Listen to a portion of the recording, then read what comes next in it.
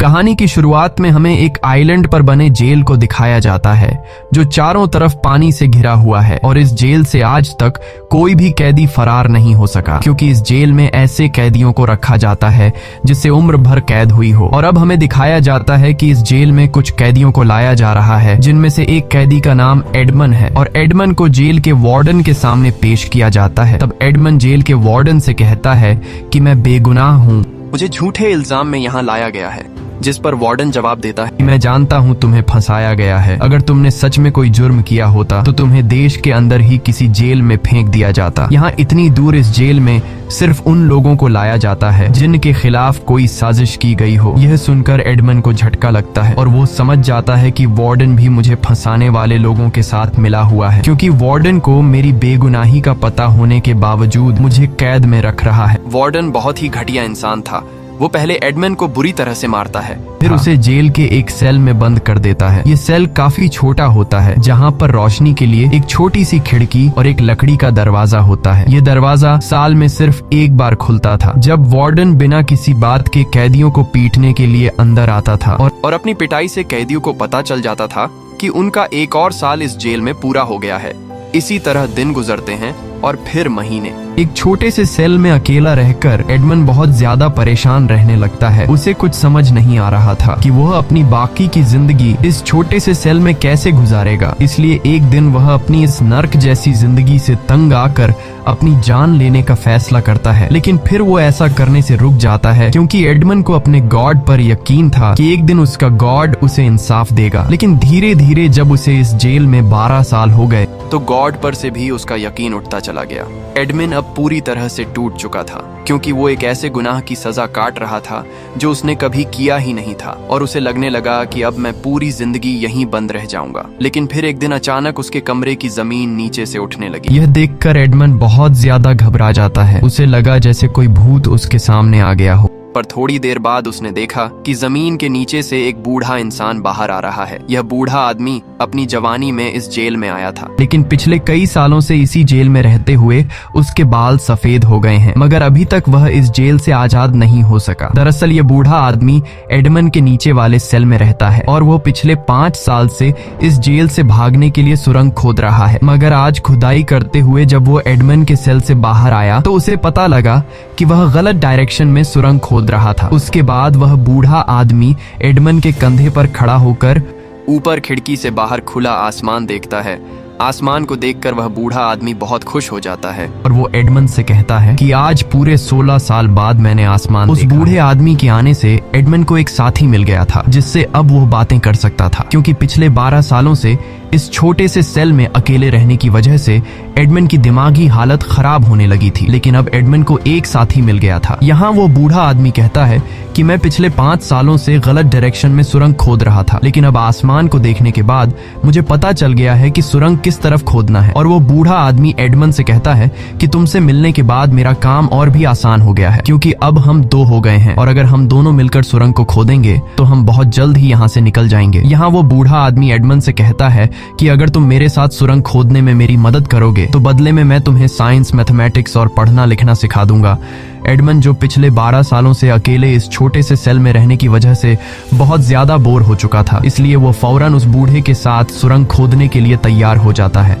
उसके बाद वो बूढ़ा आदमी जिस सुरंग से वो खुद आया था उसी सुरंग से एडमन को अपने सेल में ले जाता है। जैसे ही एडमन उस बूढ़े आदमी के कमरे में घुसता है तो वो वहाँ का नजारा देखकर हैरान रह जाता है। उस बूढ़े आदमी का कमरा काफी बड़ा था, जहाँ उसके आराम के लिए कुर्सियां थीं और टाइम पास करने के लिए ढेर सारी किताबें भी थीं। इसके बाद यह दोनों खुदाई का काम शुरू करने ही वाले थे कि तभी उन्हें गार्ड के कदमों की आवाज सुनाई देती है, जिसे सुनकर एडमन जल्दी से अपने सेल में वापस आ जाता है और वो तुरंत टॉयलेट वेस्ट वाली बाल्टी दरवाजे के पास रख देता है, क्योंकि गार्ड एडमन की वेस्ट वाली बाल्टी को ले जाने वाला था। इस जेल में कमरे का दरवाजा सिर्फ 2 बार ही खुलता है, एक बार कैदी का वेस्ट लेने और एक बार शाम का खाना देने के लिए। इसके अलावा पूरे दिन में उन दोनों के पास बहुत फ्री टाइम था, जिसमें यह दोनों आराम से सुरंग की खुदाई कर सकते थे। उसके बाद ये दोनों प्लान के मुताबिक खुदाई के काम पर लग जाते हैं और कई महीनों की मेहनत के बाद ये लोग काफी लंबी सुरंग बना लेते हैं। सुरंग से निकलने वाली मिट्टी ये दोनों टॉयलेट वेस्ट वाली बाल्टी में डालकर गार्ड को पकड़ा देते, जिसे गार्ड टॉयलेट वेस्ट के साथ बाहर फेंक देता।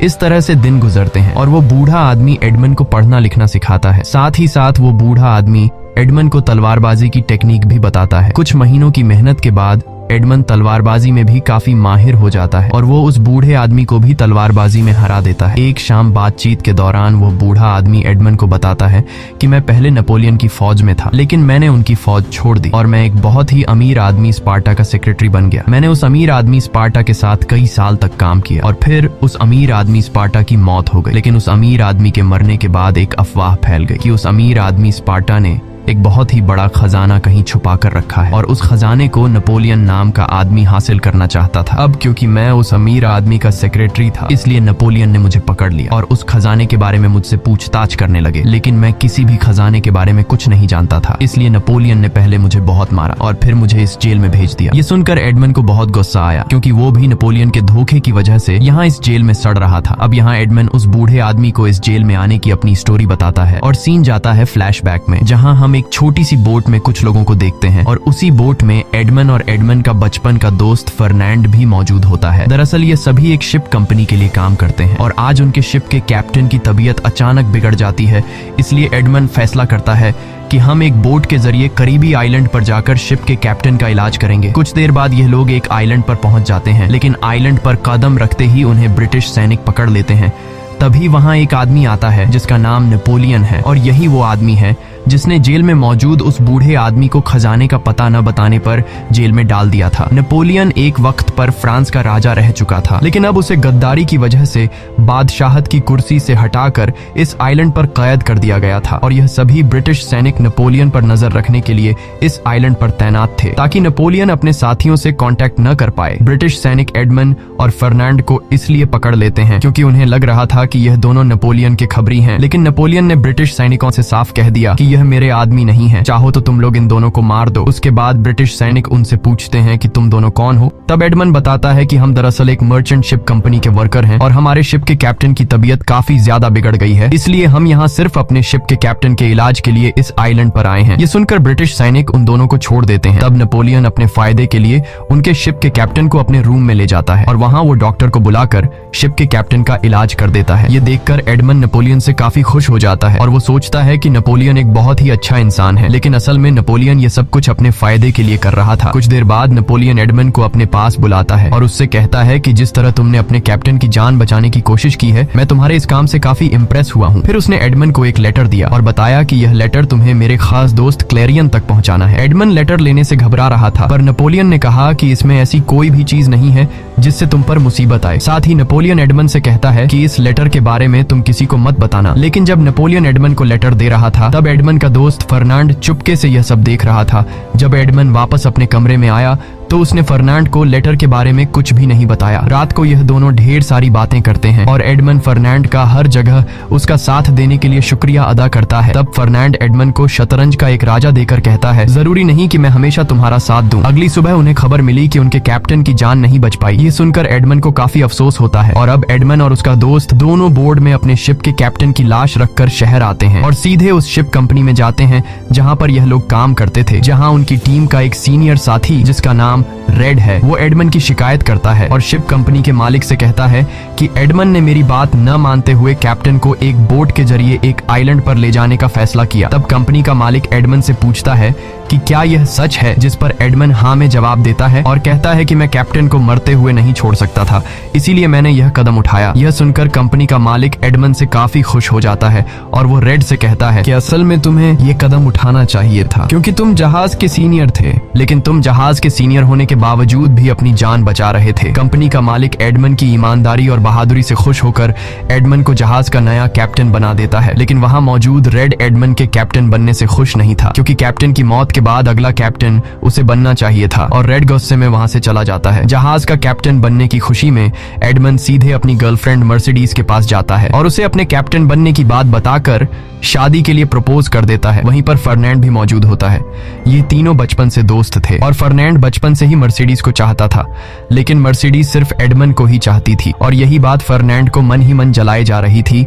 फर्नैंड गुस्से में वहां से चला जाता है और सीधे रेड नाम के उस आदमी से मिलता है जो कि अब यह दोनों एडमंड से जलने लगे थे। फर्नैंड मर्सिडीज की वजह से और रेड शिप का कैप्टन न बनने की वजह से यहाँ रेड फर्नैंड से कहता है कि तुम और एडमंड तो अच्छे दोस्त हो, लेकिन फर्नैंड बोलता है नहीं, एडमंड मुझे अपना दोस्त तो समझता है लेकिन वो मुझसे बातें छुपाता है। यहाँ फर्नैंड रेड को उस लेटर के बारे में बता देता है जो एडमंड को नेपोलियन ने दिया था। ये सुनकर रेड और फर्नैंड दोनों मिलकर एडमंड को फंसाने का प्लान बना लेते हैं। दूसरी तरफ मर्सिडीज और एडमंड जहाज का कैप्टन बनने की खुशी में एंजॉय कर रहे होते हैं, पर तभी कुछ पुलिस वहां आते हैं और एडमंड को पकड़कर मैजिस्ट्रेट विल्फर्ड के पास ले जाते हैं। मैजिस्ट्रेट को पहले से ही पता था कि एडमंड के पास एक लेटर है जो उसे नेपोलियन ने दिया है। मैजिस्ट्रेट ने एडमंड से वही लेटर मांगा। एडमंड ने बिना कुछ छुपाए सब कुछ सच सच बता दिया और वह लेटर भी उसे दे दिया। जब मैजिस्ट्रेट विल्फर्ड ने एडमंड के सामने उस लेटर को पढ़ा तो उसमें नेपोलियन ने अपने एक साथी को ब्रिटिश सैनिकों की सीक्रेट जानकारी दी थी। अगर यह लेटर क्लैरियन नाम के आदमी को मिल जाता तो ब्रिटिश सैनिकों को बहुत बड़ा नुकसान उठाना पड़ता। यह सुनकर एडमंड चौंक गया और उसने कसम खाकर कहा कि मुझे इस बारे में कुछ भी नहीं पता क्योंकि मुझे पढ़ना लिखना नहीं आता है और नेपोलियन ने मुझसे कहा था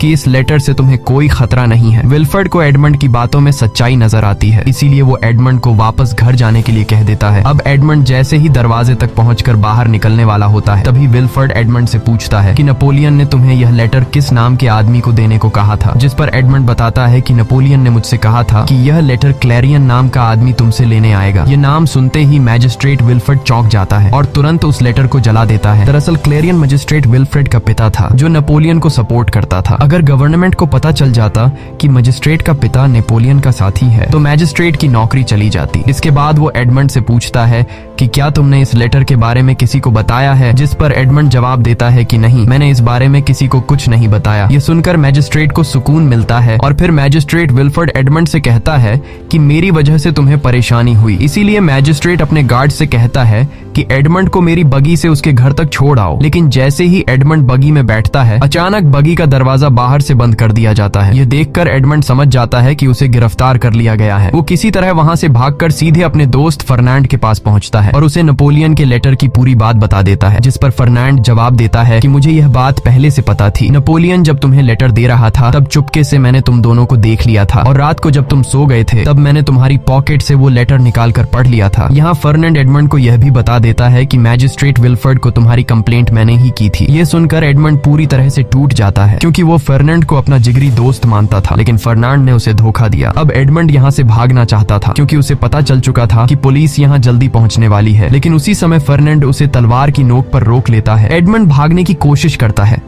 लेकिन फर्नैंड उसे जाने नहीं देता। कुछ देर बाद वहां पुलिस आ जाती है और एडमंड को पकड़कर आइलैंड वाली जेल में ले जाती है और अब यहाँ कहानी फिर से प्रेजेंट में आ जाती है। अपनी स्टोरी सुनाते हुए एडमंड बहुत ज्यादा इमोशनल हो जाता है, लेकिन यहाँ वो बूढ़ा आदमी एडमंड को तसल्ली देता है और कहता है कि सब कुछ ऊपर वाले पर छोड़ दो। अब यहाँ वो दोनों फिर खुदाई के काम पर लग जाते हैं। एक दिन खुदाई करते हुए उन्हें सुरंग के एंड में पौधों की जड़ें दिखाई देने लगती हैं, जिसे देखकर वो दोनों समझ जाते हैं कि अब वो दोनों बाहर निकलने के काफी करीब हैं। यह बात जानकर दोनों की खुशी का ठिकाना ही नहीं था, लेकिन जल्द ही कुछ ऐसा हुआ कि उनकी खुशी मिट्टी में मिल गई। सुरंग तेजी से हिलने लगी और फिर जोरदार आवाज के साथ बहुत सारे पत्थर और मिट्टी उनके ऊपर गिर पड़े, जिनके नीचे वो बूढ़ा आदमी दब गया। एडमंड जल्दी से उस जगह से पत्थर हटाता है और वो बूढ़े आदमी को बाहर निकालता है, लेकिन एक बहुत भारी पत्थर उस बूढ़े आदमी के पीठ पर गिरने की वजह से वो बूढ़ा आदमी बुरी तरह से घायल हो चुका था और अब वो बूढ़ा आदमी अपनी जिंदगी की आखिरी सांसें ले रहा था। वो मरने से पहले एडमंड से कहता है कि मैंने खजाने के बारे में तुमसे झूठ कहा था, मुझे खजाने के बारे में पता है। वो बूढ़ा आदमी एडमंड को एक नक्शा देकर खजाने की असली जगह बता देता है। मरने से पहले वो बूढ़ा आदमी एडमंड से वादा लेता है कि तुम इस खजाने का हमेशा अच्छाई के लिए इस्तेमाल करोगे। थोड़ी देर बाद ही वो बूढ़ा आदमी मर गया। उस बूढ़े आदमी के मौत से एडमंड काफी ज्यादा उदास हो गया क्योंकि अब एक बार फिर से एडमंड अकेला हो गया था। कुछ देर बाद उस बूढ़े आदमी के सेल के पास एक गार्ड खाना देने आया। वहाँ एडमंड भी मौजूद था। अब पकड़े जाने के डर से एडमंड जल्दी से दीवार के पीछे छुप गया। गार्ड ने दरवाजे के बाहर से आवाज लगाई पर अंदर से कोई जवाब नहीं मिला। जब वो गार्ड चेक करने अंदर आया तो उसने देखा कि वो बूढ़ा आदमी मर चुका है। ये देखकर वो अपने सीनियर को बुलाने के लिए चला गया। अब यहाँ एडमंड को वापस अपने सेल में जाने का मौका मिल गया और वो जल्दी से अपने सेल में चला गया। कुछ देर बाद गार्ड अपने कुछ साथियों के साथ वापस आया और उसने वो बूढ़े आदमी की बॉडी को एक बैग में डाला। इसके बाद गार्ड्स वार्डन को बुलाने चले गए। जैसे ही गार्ड्स वहाँ से गए, एडमंड चुपचाप कमरे में घुसा और वो बूढ़े आदमी की लाश को देखने लगा। लाश को देखते हुए एडमंड के दिमाग में एक आइडिया आया। उसने सोचा कि इस जेल से तो वैसे भी नहीं निकला जा सकता, तो क्यों ना यहाँ से भागने की कोशिश की जाए। इसके बाद एडमंड जल्दी से वो बूढ़े आदमी की लाश को बैग से निकालकर खुद को उसकी जगह बंद कर देता है। कुछ देर बाद वार्डन अपने आदमियों के साथ लाश को वहां से ले जाने आया। दरअसल यहाँ मरने वाले कैदी की बॉडी को समंदर के पानी में फेंक दिया जाता है। इस दौरान एक गार्ड खाना लेकर एडमंड के सेल में गया, लेकिन जब बार बार दरवाजा खटखटाने के बावजूद भी एडमंड ने जवाब नहीं दिया, तो गार्ड गुस्से में एडमंड के सेल के अंदर चला गया। लेकिन वहाँ उसे एडमंड नहीं बल्कि वो बूढ़े आदमी की लाश मिली, जिसके बाद वो गार्ड दौड़ता हुआ वार्डन को बुलाने के लिए गया और दूर से वार्डन को चिल्लाने लगा। उस रात तेज तूफानी हवाएं चल रही थीं, जिस वजह से कुछ भी सुनना बहुत मुश्किल था। वार्डन गार्ड की बातों को सुनने की कोशिश कर रहा था, लेकिन उसे कुछ भी सुनाई नहीं दे रहा था। अब यहाँ एडमंड की बॉडी को जिन गार्ड्स ने उठाया था, वो 3 की गिनती के साथ एडमंड को समुद्र के पानी में फेंकने वाले थे। लेकिन जैसे ही गार्ड 3 कहने वाला होता है, तभी एडमंड पास खड़े वार्डन को बेल्ट से पकड़कर अपने साथ नीचे पानी में गिरा देता है। पानी से निकलने के बाद जब एडमंड ने पीछे मुड़कर देखा, तो वहाँ वार्डन मौजूद था और वो जो जुल्म पिछले 12 सालों से वार्डन ने एडमंड पर किया था, उसका बदला लेने का टाइम आ गया था। यहाँ एडमंड वार्डन को पानी में डुबो कर बड़ी बेरहमी से मार डालता है। इसके बाद वो बिना पीछे देखे समुद्र में दूर तक तैरता रहा। अगली सुबह जब एडमंड की आंख खुली, तो वो एक आइलैंड पर था। पिछले 12 साल बाद खुले आसमान में आजादी की सांस लेने के बाद एडमंड काफी खुश हो जाता है। खुशी के मारे वो पागलों की तरह यहाँ वहाँ भागने लगता है, लेकिन उसकी खुशी कुछ ही देर की मेहमान थी। तभी वो देखता है कि कई सारे लोग उसे देख रहे हैं। दरअसल ये सभी समुद्री लुटेरे थे और ये सभी लुटेरे यहाँ अपने एक साथी को मारने आए होते हैं, जिसने लुटेरों के सरदार को धोखा दिया था। वो लुटेरे एडमंड को पकड़ लेते हैं और लुटेरों का सरदार एडमंड से कहता है कि मैं तुम्हें जिंदा छोड़ दूंगा, लेकिन एक शर्त पर, तुम्हें हमारे एक गद्दार साथी के साथ लड़ना होगा, जिसे हम वैसे भी मारने वाले थे। अगर ये हमारा साथी जेकब तुमसे जीत गया, तो वो हमारी टीम में वापस शामिल हो जाएगा, लेकिन अगर तुम जीत गए तो हम तुम्हें छोड़ देंगे। अब यहाँ एडमंड के पास कोई दूसरा रास्ता नहीं था, क्योंकि अगर वो इनकार करता तो लुटेरे उसे मार देते। इसलिए एडमंड जेकब से लड़ने के लिए मान जाता है। जल्द ही दोनों के बीच मुकाबला शुरू हुआ। जेकब तलवारबाजी में काफी माहिर था, लेकिन एडमंड के सामने वो ज्यादा देर तक टिक नहीं पाया, क्योंकि एडमंड ने यह सारी टेक्निक उस बूढ़े उस्ताद से सीखी थी। आखिर में एडमंड जेकब पर वार करके उसे जमीन पर गिरा देता है, लेकिन एडमंड उसे मारता नहीं और एडमंड लुटेरों के सरदार से कहता है कि हम दोनों तुम्हारे लिए काम करेंगे, इस तरह से तुम्हारी टीम और भी मजबूत हो जाएगी और मैं जेकब की जिम्मेदारी लेता हूँ कि आज के बाद यह तुम्हें कभी धोखा नहीं देगा। एडमंड की बात लुटेरों के सरदार को ठीक लगती है और लुटेरों का सरदार एडमंड की रहमदिली से काफी इम्प्रेस हो जाता है। यहाँ जेकब भी कसम खाता है कि आज के बाद मैं अपनी पूरी जिंदगी तुम्हारी गुलामी करूंगा। इसके बाद ये सभी शिप के जरिए फ्रांस की तरफ निकल पड़ते हैं। रास्ते में लुटेरों का सरदार एडमंड के लंबे बाल और दाढ़ी को देखकर उससे कहता है कि तुम यहाँ कैसे आए और तुम्हारे साथ क्या हुआ है, जिस पर एडमंड उसे अपनी पूरी कहानी सुना देता है।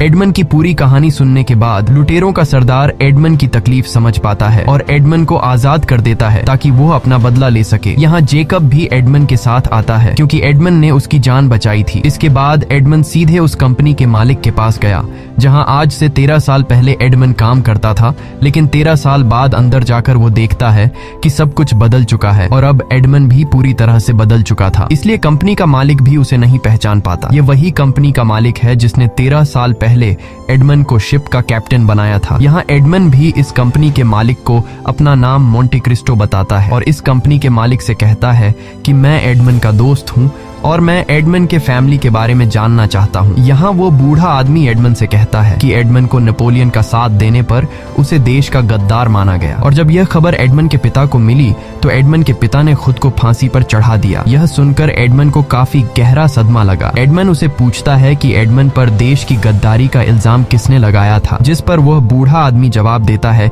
कि यहाँ के मैजिस्ट्रेट जिसका नाम विल्फ्रेड है। यहाँ एडमंड को यह भी पता चलता है कि एडमंड के जेल जाने के बाद उसकी जो गर्लफ्रेंड थी उसे एडमंड के बचपन के दोस्त फर्नांड ने उससे शादी की। अगली सुबह एडमंड और जेकब एक नाव में बैठकर उस तरफ निकल पड़े जहां मैप में खजाने का निशान बना हुआ था। मैप को फॉलो करते हुए ये दोनों एक आइलैंड पर पहुंच जाते हैं। अब आइलैंड काफी बड़ा था, इसलिए उन्हें खजाना ढूंढने में मुश्किल हो रही थी, लेकिन जब ये लोग आइलैंड के बिल्कुल बीच वाले हिस्से में पहुंचे तो वहां उन्हें एक तालाब दिखाई देता है। और एडमन उस तालाब में कुछ देख लेता है। एडमन जब पानी में जंप मारता है तो उसे वहाँ पर खजाना मिल जाता है। एडमन ने जैसे ही एक संदूक खोला तो चमचमाता हुआ सोना दिखाई दिया। यह देखकर जेकब खुशी से झूम उठा और उन्होंने जितना हो सके उतना सोना बोट में भर लिया। लेकिन वहाँ और भी सोने से भरी हुई संदूकें थीं और पूरे खजाने को ले जाने के लिए उन्हें एक बड़े जहाज की जरूरत थी। लेकिन खजाना पाने के बावजूद भी एडमन खुश नहीं था। तब जेकब एडमन से कहता है कि तुम्हें और क्या चाहिए, अब तो तुम दुनिया के सबसे अमीर इंसान बन गए हो। जिस पर एडमन जवाब देता है कि मुझे बदला लेना है,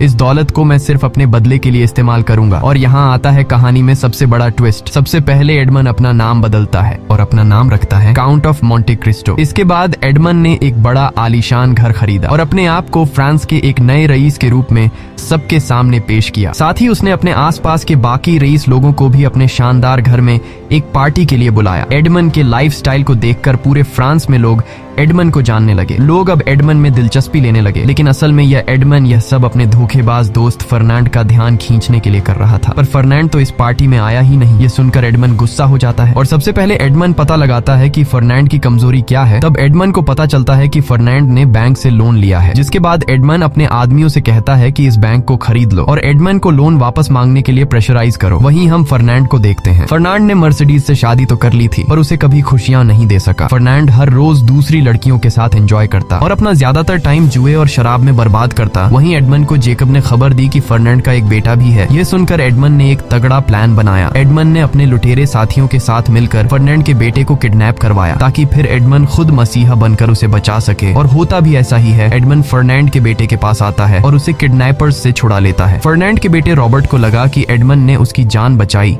और वह एडमन से काफी खुश हो जाता है। लेकिन असल में यह एडमन का बनाया हुआ चाल था जिसे रॉबर्ट समझ नहीं पाया। रॉबर्ट एडमन का शुक्रिया अदा करता है और एडमन से रिक्वेस्ट करता है कि कुछ दिन बाद मेरा जन्मदिन है, आप उस पार्टी में जरूर आना। यहाँ एडमन पहले तो कुछ नखरे दिखाता है और फिर मान जाता है। इसी पार्टी में रॉबर्ट ने अपने पिता फर्नांड को एडमन से मिलवाया। वो दोनों 13 साल बाद एक दूसरे के आमने सामने थे। एडमन का हुलिया अब इतना बदल गया था कि फर्नांड उसे पहचान नहीं पाया। लेकिन मर्सिडीज ने जैसे ही एडमन को देखा उसे एक अजीब सा एहसास हुआ और वो समझ नहीं पाई कि यह है कौन। पर उसे एडमन का चेहरा जाना पहचाना लग रहा था। यहाँ मर्सिडीज एडमन का शुक्रिया अदा करती है उसके बेटे की जान बचाने के लिए। इसके बाद एडमन फर्नांड से मर्सिडीज के साथ डांस करने की इजाजत मांगता है तो फर्नांड उसे इजाजत दे देता है। डांस करते हुए मर्सिडीज एडमन से कहती है कि मुझे तुम्हारा चेहरा किसी की याद दिलाता है जिससे मैं बहुत ज्यादा प्यार करती थी। तब मोंटे क्रिस्टो यानी कि एडमन उससे पूछता है कि वो आदमी अब कहाँ है। तब मर्सिडीज जवाब देती है कि वो मर चुका है। डांस करने के बाद एडमन अपने काम पर लग जाता है लेकिन मर्सिडीज की नजर एडमन पर होती है और जब एडमन खास तरीके से अपने बालों को घुमाता है तो मर्सिडीज उसे फौरन पहचान लेती है क्योंकि यह एडमन की पुरानी आदत थी। कुछ देर बाद यहाँ मैजिस्ट्रेट विलफोर्ड भी आ जाता है। ये वही आदमी था जिसने नेपोलियन के झूठे इल्जाम में एडमन को जेल भेजा था। एडमन ये जानता था कि फर्नांड को पैसों की सख्त जरूरत है, इसलिए मौके का फायदा उठाते हुए एडमन सीधा फर्नांड और विलफोर्ड के पास जाता है और उन दोनों के सामने बढ़ा चढ़ाकर बोलने लगता है कि मुझे एक जगह बहुत ही बड़ा खजाना मिला है और कल मेरा ढेर सारा सोना जहाज के जरिए आने वाला है। एडमन विलफोर्ड से कहता है कि तुम एक मैजिस्ट्रेट हो और मैं जानता हूँ कि यहाँ की पुलिस तुम्हारे कंट्रोल में है, इसलिए तुम बड़ी आसानी से पुलिस के पकड़े जाने से पहले ही मेरा सोना बचा लोगे। इसके बाद एडमन फर्नांड से कहता है कि सोने को मेरे घर तक पहुँचाने की जिम्मेदारी तुम्हारी है और इस काम के बदले में तुम दोनों को तुम्हारे हिस्से का सोना दे दूंगा। ये सुनकर विलफोर्ड और फर्नांड बहुत खुश हो जाते हैं और ये काम करने के लिए मान जाते हैं। एडमन की बातें सुनने के बाद विलफोर्ड ने फर्नांड के साथ मिलकर एक प्लान बनाया जिसमें वो एडमन का खजाना यहाँ आने से पहले ही लूट लेंगे और फिर सारा सोना हमारा हो जाएगा। यहाँ फर्नांड कहता है कि इस काम को अंजाम देने के लिए एक आदमी है जो हमारी मदद कर सकता है। दरअसल फर्नांड रेड की बात कर रहा था। यह वही रेड है जो आज से 13 साल पहले एडमन के शिप का कैप्टन बनने से खुश नहीं था और अब वही 3 लोग फिर से मिल चुके थे जो 13 साल पहले एडमन को झूठे केस में फंसाकर जेल भेज चुके थे। लेकिन अब उन्हें पता नहीं था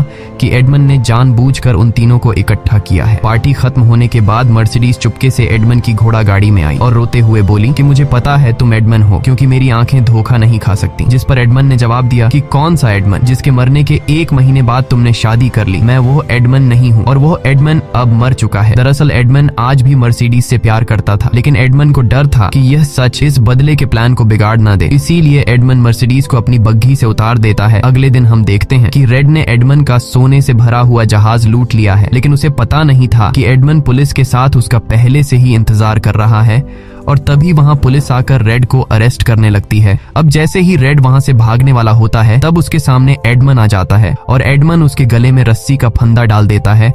रेड को मारने से पहले एडमन उसे अपना चेहरा दिखा देता है ताकि उसे याद तो आ जाए कि वो किस गुनाह के लिए मरा है। अब एडमन का अगला टारगेट था मैजिस्ट्रेट विलफोर्ड, क्योंकि मैजिस्ट्रेट विलफोर्ड के एडमन पर गद्दारी के इल्जाम की वजह से एडमन के पिता ने अपनी जान ले ली थी और साथ ही साथ एडमन को पिछले 13 सालों से जेल में रहना पड़ा। इसके बाद एडमन सीधा मैजिस्ट्रेट विलफोर्ड के पास जाता है और उसे कहता है कि क्या तुमने मुझे पहचाना। तब विलफोर्ड उसे पहचानने से इनकार कर देता है, जिसके बाद एडमन उसे अपनी सारी सच्चाई बताकर कहता है कि मैं एडमन हूँ जिसे तुमने आज से 13 साल पहले एक झूठे केस में फंसाया था।